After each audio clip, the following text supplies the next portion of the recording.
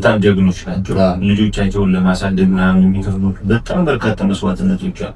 እንዳልኩ በፊት ላይ ምንም አይነት ነገር ጎረቤት እስቲ ለአሁን ጎረቤቶቻችን ያያቸው ውስጥ ምንም አይነት ነገሮች እኮ አትሰማም። ገብቶሃል? ያ እንዲሆን የተፈለገው ምንድነው? እርስ በራስ ይተዋወቅ ምንም አይነት ነገር። ሁለተኛ ነገር አንድ ልጅ አባቷ ይሄን ያህል እንድትወቅሰው የሚያደርግ ነገሮች ልታነሳ የምትችለው ቅድም ቤት ውስጥም ያለው ነገር ወሳኝ። እናት ለልጇ ምን አይነት ምክር ነው የምትመክር? በአባቷ ላይ ያለው ለአባቷ ምን አይነት ፍቅር እንዲኖራት አድርጋ ታሰንጋታለች። ገብቶሃል? ስለዚህ በጣም በርካታ ነው።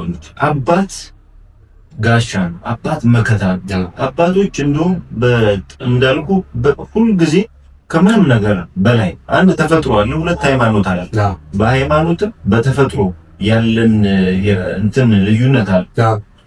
ሴቶች የተሰጣቸው ነገሮች አሉ፣ የመቻል ልጆችን የማሳደግ ቤት ውስጥ የሆነ ነገር የማድረግ። ወንድ ልጅ ደግሞ ቤቱን የማሟላት መከታ የመሆን ልጁ የተሻለ እንዲሆን ምናምን የማድረግ ስሜት ነው የሚኖረው።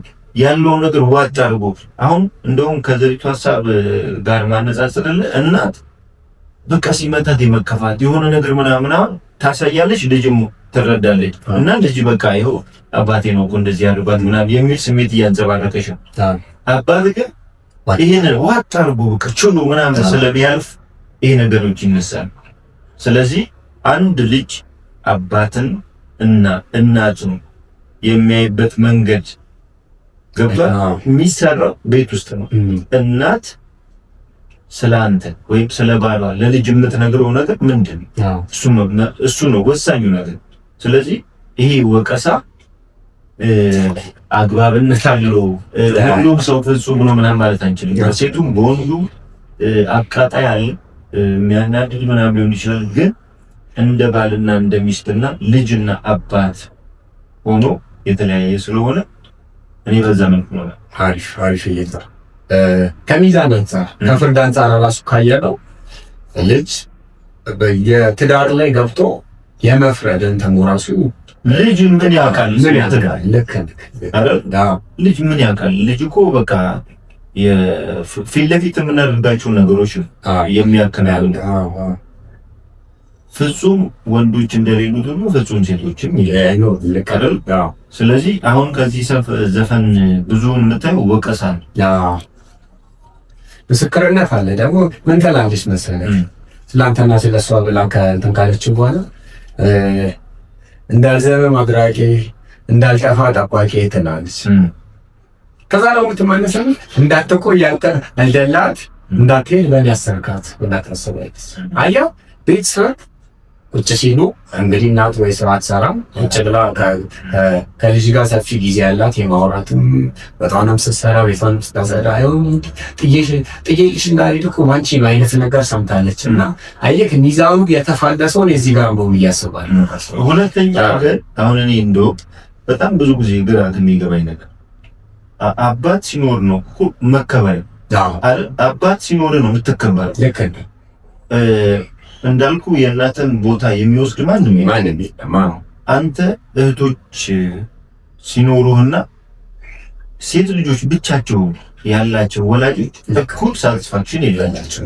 ወንድ ልጅ ሲኖር ቤት ውስጥ ሁልጊዜ መከበሪያ ገብቷል። የተፈጥሮ ነው። እኛ እንደዚህ ነን ምናምን እያልን ሳይሆን ይሄ ተፈጥሮ ያለችው ነገር። ሴትም የራሷ የሆነ ኳሊቲዎች አሏት። ለእናት የሚሰጠው ወንድ ማስደባት የራሷ የሆነ ኳሊቲዎች አሏት። የምን ደግሞ እዚህ ጋር አለ። ፉክክሩ ሲመጣ ነው ልክ የማይሆን እና ሁልጊዜ አባት ሲኖር ያለው ነገር በሙሉ ሙሉ። አንዳንዴ በፈጣሪ የሚወደው እና ደግሞ በጣም እንትን ከሚልበት ነገር አንዱ ትዳር። የሰው ልጆች ግን በጣም ከሚቀለን ነገር አንዱ ትዳርን መፍታት ላይታል።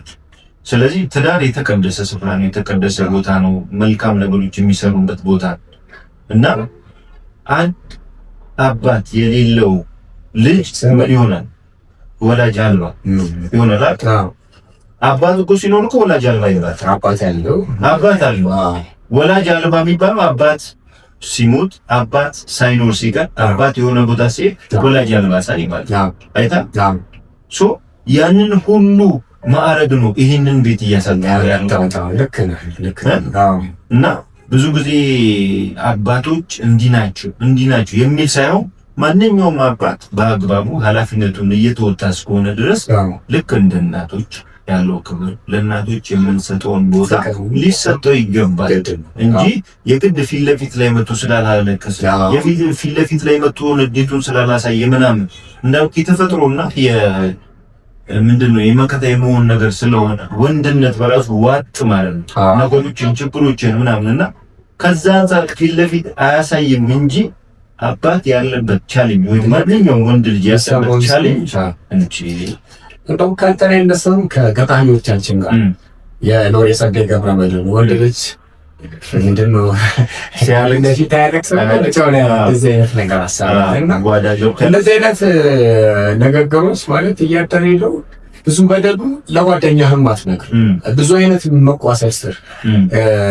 ምሳሌው ትክክል ሆነ ያው እርግጠኛ ባልሆነ የትኛውም ወንድ ልጅ የትኛውም ማለት ቢቸግረኝ ወንድ ልጅ ጥቃት ከመፈጸም ወይም ደግሞ ሚስቱን እና አይኗን ወጣት እንደዚህ ከመደረጉ በፊት ያለው እዚህ ሀገር ላይ በጣም ማስተዋለው ብዙ ነገር እቺ ውጤቱ ላይ ነው ፎከስ የሚደረገው። አሲድ ደፋባት ይከደላ መናድሮ እንጂ መነሻው ምንድነው? ሚዲያም በለው ኦኬ ምን ስለተመራረጉ ነው ምን ስላደረገች ነው ለእንደዚህ አይነት ነገር ምንድነው ውይይት ቢኖር ሁሉ ነገር ክፍት ቢሆን አሁን ላይ እንትና እንደዚህ ያደረጋት ወንድ እንዲኖር ነው ምናምን ይሆንና እንተም ሲቆም አላየን ነው ማለት ነው ተቃቹ ወይም ደግሞ ነገሩ እንትን ሲል አላየን ግን ነገሩ ምንድነው ችግሩ እንዲቆም የቱ ጋር ቆመን እንስራ እናስብ ምንድነው ያላማባቸው ነገር ሴት ልጅ ወንዱን አላከበረችም ወይ ደግሞ ወንዱ ሴቷን ማፍቀር አልቻለም መውለድ አልቻለም እንደዚህ ያለ ትእዛዙ ሴት ልጅ ወንድን ማክበር አለባት ወንድ ደግሞ ሴትን ማፍቀር አለበት እሱ ይመስለኛል ትእዛዝ እና እነሱን ነገር እንትን ሳይል ቀጥታ ወደ ውጤት ላይ እንመጣና ድሮም ሲፍና ድሮም እንዲመጣልና እንደዚህ አይነት ዘፈኖች ወይ ደግሞ እንደዚህ አይነት ሀሳቦች ወደ ህዝቡ በተበተነ ቁጥር የሆነ የሚያፋልሰው ነው። ይሄንን የሚያደምጥ ልጅ አሁን ለምሳሌ ቤት ውስጥ የሆነ የመቋሰል ምናምን አይነት ያለበት ፋሚሊ ላይ ሆኖ ይሄን ስታደምጠው በቃ ይረብሻል ምናምን ነው። ባልና ሚስት ስለምን ጉዳይ ላይ ሆኖ የሆነው ካክ እንዳልኩ እናት ነች ይሄንን ነገር መስራት የምትችለው አባትን ከጀርባ ለሚደረግበት ነገር መከታ ሆና ያለውን ነገር ችግራቸው ራሾች የፈለገ ነገር ቢሆኑ የልጅና የባልና የሚስት ጉዳይ የተለያየ ስለዚህ ማንኛውም ቤተሰብ በልጆቻቸው ፊት እንደዚህ አይነት ነገር ማድረግ የማይጠበቅባቸው መጨቃጨቅ ምናምን በቃ ገለል ብሎ ግን ልጅ ተጽዕኖ እንዲያድርባት ለምን አብዛኛው ጊዜ ሴቶች ናቸው ቤት ውስጥ የሚውሉትና ያለበትና ወንድ ልጅ ያለበት ብዙ ችግር አለ እንደ አባት የምታስበው ብዙ ስሜቶችን ይወጣል ቤት ውስጥ ራሱ ግን አሁን ለምሳሌ ባልና ሚስት ሆነ ስትኖር ቤት ስትገባ ምን አይነት ስሜት ትፈልጋለህ? ለምሳሌ ሰላም የፍቅር ሰላም ያለው አትሞስፌር ነው የምትፈልገው እሱ ስሜት ስታጣ ከባድ ነው እንደውም አንድ ጓደኛዬ ያለኝ ነገር ሴት ልጅን በጉልበት አታሸንፋትም ነገር ነው ማለት ነው 26-27 ዕድሜ ነውና ሚስቴን ማንዳረር ከፈለገች አለ የቆሸሸ ካልሲ ሳለው ልትተጠልብኛለች የሆነ እኔ ማይመቸኝ ነገሮችን በጣም እያደረገች አለ እንደፈለገች አድርጋ እንትን ማለት ትችላለች አለ እና ሲመስለኝ ልክ ነህ ሴቶች ወይም ደግሞ እናቶች ለባሎቻቸው የሚሆኑት ሚስትና ለልጆቻቸው የሚሆኑት እናትነት ፍጹም ተቃራኒ ነው እና እንደዚህ ሚዛን ያዛባል ብዙ ለእኛ ግን ተጽዕኖ ጫና እየበዛ ነው ሲኖሩ በፊት ለእኔና ለእሷ የምንኖረው ህይወት ብቻ ሳይሆን ለልጅም የሚያስፈልጉትን ነገሮች በሙሉ ለማሟላት ትጠራለች ግን የፈለገ ነገር ቢሆን ትላንትና ሰጣት የነበረው ፍቅር መቅረት አለበት ማለት አይደለም። ትላንትና ማንኛውም ሴቶች በነገራችን ላይ ፍቅር እንድሰጣቸው ይፈልጋሉ፣ እንክብካቤ እንድታደርግላቸው ይፈልጋሉ። ግን ብዙ ጊዜ የምንረሳው ነገር ይሄ ከምን አንጻር ነው? እኛ ጫናዎች እየበዛ ልጆች ቤተሰብ ውስጥ በቃ ቤት ውስጥ እንዳይጓደል ከማድረግ ምናምን አንጻር ሩጫ ስለሚበዛብን ፍቅር የመስጠቱ ወይም ለእሷ ጊዜ የመስጠቱ ነገር እየቀነሰ ወይም እየሳሳ ይመጣልና ይህን ነገር ይጎለዋል ብዬ ነው የማስበው አባት እንጂ። ምክንያቱም እነሱ ቤት ውስጥ በሚውሉበት ሰዓት አብዛኛው ጊዜዎቻቸው ቤትህ ነው ከበር የሚያደርጉት። እኛ ደግሞ ውጭ ላይ ያለውን ነገር ብቻ ስለሚበዛብን እንዲህ አይነት ችግሮች ናቸው ወንዶች ላይ የሚስተዋሉት እንጂ በሌላው መልኩ አባትነትን ኃላፊነትን የመወጣት ችግር አብዛኞቹ አባቶች ላይ ያለ ብዬ አላስብም። በተለይ ደግሞ አሁን ላይ በጣም በቃ የሚገርም ለልጆቹ ፍቅር ያለው አባት ነው አሁን ላይ ያለው ወይም እያዩ ያለው። አዎ ስንቀጥለው አሁንም አንድ አዝማች ያልሆንክልኝ ነገር የለም አባቴ ለልጅ ገርታ አሳድገኛል እውነት አስተምረህ ትባለች። እንድናስተምርበት የፈለኩትም እዚህ ጋር እውነት አስተምረህ የሚለው ማለት ነው። እንዳልኩት ለልጁ ሚስቴ የምታደርገኝ ነገር እሺ ሀሳቡን ስናየው አሁንም ዘሪቱ ወደ ወቃሽነት ትመጣለች። ያልሆንክልኝ ነገር የለም አባቴ ለልጅ ገርታ አሳድገኛል እውነት አስተምረህ። ፎከስ ማድረግ የፈለኩት እውነት አስተምረህ የሚል ሀሳብ ላይ ነው ማለት ነው። ገርታ ያስተማረ ማለት የሆነ ቤቱን ለማቅናት የልጆቹን ቀጣይ ሕይወት ለማስተካከል ያልሆነ ሰው ከሆነ የገባው ነገር አለ። ምን ጎሎ ነው እዚህ ጋር ያልታየው? ገብቷል። እንደዚህ ስናነሳ ሴት ጣል ወይ ደግሞ እናቶችን የማንኳሰስ አይነት ሀሳብ ስለ ትዳር ላይ ተቋም ነው አይደለ? ትዳር ወንድ አለ ሴት አለ። ሁለቱ ተስማምተው ነገሮቻቸውን አቻችለው ግማሽ ጥለው ግማሽ አንስተው የሚያስኬዱት ነገር ነው። ያልሆንክልኝ ነገር የለም ብለህ መስክረህ እውነት አስተምሩ። እውነት የሚያስተምር ከሆነ በመንፈሳዊ ሳቤ የሆነ ነገር አንደርስታንድ የሚያደርግ ሰው ምን ሴጣን ተጸናቶት ነው ዝም ብሎ ልጁን ወዶ እንግዲህ ልጁም ሴት ነች ሚስቱም ሴት ነች። ሴት ጣይ ነው እንዳትለው ወይም ደግሞ ልክ ያልሆነ ሳቤ ያለው እንደ ትራውማ እንዳትለው ራሱ ያልሆንክልኝ ነገር የለም ገርታ አሳድገህ እውነት አስተምራ ከሆነ እውነት የገባው ሰው ከሆነ የሆነ ሚስ የተደረገ ነገር የለም ወይ ብለህ ታስባለህ? እስቲ አጫውተኝ። ግን ምንድን ነው አሁን ለምሳሌ እሷ እንድታይ ያደረጋት የቤቱ ችግር እሷ የአባትነትን ቻሌንጆች ወይም የአባትነትን ቦታ ማየት የሚያስችል ስኮፕ አልተቀመጠላትም። ለምን? ቤት ውስጥ ለእሷ ያለው ስሜት ለልጁ የሚያደርገው ነገር እውነታ ነው። በነገራችን አንድ አባት ለልጁ ሆነ ማለት መልካም አባት በቃ ጥሩ ሰው ነው። በመሰረታዊነት እኔ ይስማማኛል። ለልጁ መልካም መሆን የሚችል አባት ለሚስቱ መጥፎ ይሆናል ብዬ አላስብም።